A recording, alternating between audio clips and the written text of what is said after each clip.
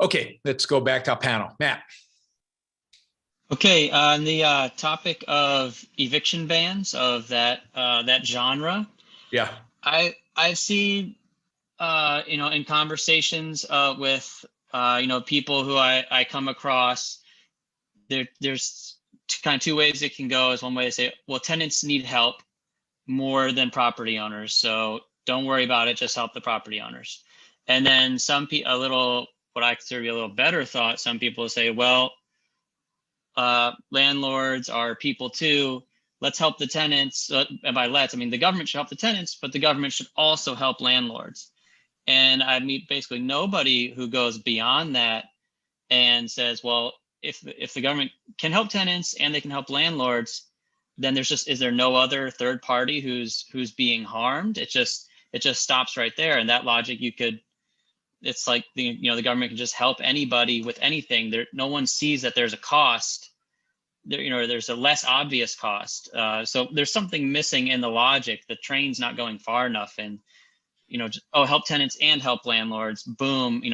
That's the moral action. So can you talk about why it's immoral for the government to both help tenants and landlords?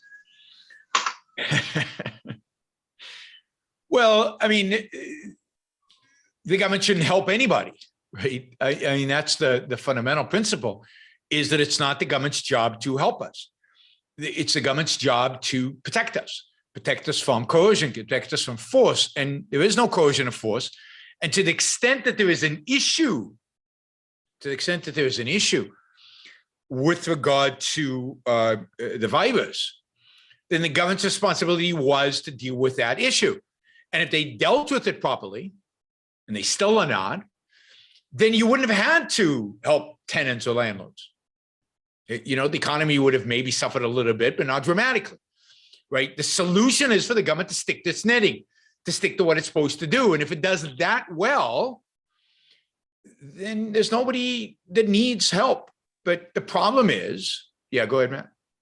I saw a video about, because a lot of the eviction bans are expiring, but they always come under pressure to get extended, and they always get it extended. There was a protest in New York City, and that was attended and supported by politicians who I think self-identify as progressive. And one of the chants in the crowd, I don't know if the politicians participated in the chant, but the crowd was chanting, "No landlords, no cops, all evictions gotta stop." So just focusing on the no landlords part, I feel like that ties back to the same mentality of housing as a human right, basically, that it shouldn't be private property. It should just be something that is Absolutely. just there. But so should food, and once you go down that road, everything becomes a human right. And if everything becomes a human right, everything is government must provide for. And therefore government, this is communism, right? This is the logical path to communism. But it's all being driven by even people who don't necessarily object to private property, right? Republicans supported the moratorium, right? Trump started it, yeah. Yeah, Trump started it, although I'm not supposed to say Trump started anything, right? Because Biden is so evil, we should pretend that Trump was the good guy.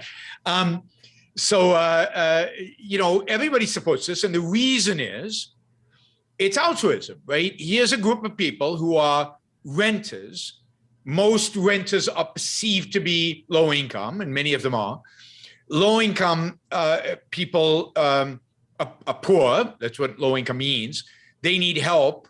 They are not as good off as everybody else, and therefore it's our moral duty before anything else. It's our moral duty to help them. It's our moral duty more than to help them. It's our moral duty to sacrifice them for them.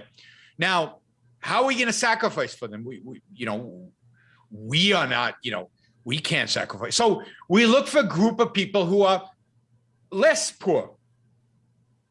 Landlords, right? I mean, by definition, you're less poor because you own the place. So, people who are less poor, and we impose the sacrifice on them, a name of sacrifice. And then a few poor landlords show up, right? So what are the examples they bring out is, I don't know. Mom and pop. Yeah, mom and pop. There's some arbitrary arbitrary line where at some point you've gone from small mom and pop to big. At some point, your property rights or individual rights no longer matter. There's some arbitrary line. You find the needy landlords, right? You find the suffering landlords, and then you say we need to sacrifice to them. And so who are we going to sacrifice to them? Maybe we'll sacrifice the rich landlords. Maybe we'll sacrifice everybody to them through higher taxes, more debt, higher inflation, whatever the outcome of all these possible are. And of course, most people think that they're being clever here, that they're getting a free lunch because they think, we made rich landlords sacrifice to everybody else. What a coup, right? And of course, what they don't realize is there's a massive cost to this that's going to impact everybody in society. That that there are going to be fewer landlords, there are going to be fewer rental properties, prices of real estate are going to go up. They're going to find it more difficult to buy a home. At the same time, because the government is issuing so much money to try to bail everybody out, that's going to impact economic growth in the future. They're going to grow less. They're going to have less wealth. They're going to have less success. They're going to have less prosperity. They might have inflation. Their taxes are going to go up. And one day, like 10 years ago, they'll wake up and they'll blame somebody completely new for all the things that they inflicted on themselves by supporting these government policies. But that's typical because we don't see the chain of events, because the chain of events is complicated, it's long, it's convoluted, it requires a real deep understanding of cause and effect, and nobody is interested in any of that. So we all pretend that it doesn't exist and we can just go on as if none of this happened. I mean, I keep telling people we're still suffering because we passed the securities laws in 1933 and 1934, right? We're still suffering dramatically in this country from laws that were passed 80 years ago, 85 years ago. And people, and the source of a lot of these problems are what FDR did back in the Great Depression. They don't care. Or we're still suffering from the bailout of the S&Ls, right? Who remembers the bailout of the S&Ls? Very few people know what an S&L even is anymore. But we bailed S&Ls out in the 1990s, and at the time, it seemed like a free lunch. I would argue we've suffered since then because of the bailout of S&Ls. All kind of bad things have happened because of that. So, but nobody sees those connections. Those are kind of abstract, difficult, historical, who cares kind of connections. Landlords are rich, tenants are poor, sacrifice the rich to the poor, easy, we're done, everybody's happy, And that's politics, and that's morality in people's minds. That's how they think about morality. Thank you. Sure. And to begin with, I wonder if I can ask you to capsulize. I know this is difficult. Can I ask you to capsulize your philosophy? What is Randism? First of all, I do not call it Randism, and I don't like that name. I call it objectivism. All right. Meaning a philosophy based on objective reality. Now let me explain it as briefly as I can. First, my philosophy is based on the concept that reality exists as an objective absolute, that man's mind, reason, is his means of perceiving it, and that man needs a rational morality. I am primarily the creator of a new code of morality which has so far been believed impossible, namely a morality not based on faith. On faith? Not on faith, not on arbitrary whim, not on emotion, not on arbitrary edict, mystical or social, but on reason. A morality which can be proved by means of logic, which can be demonstrated to be true and necessary. All right, all right. Now, may I define what my morality is? All right. Because this is merely an introduction. My morality is based on man's life as a standard of value.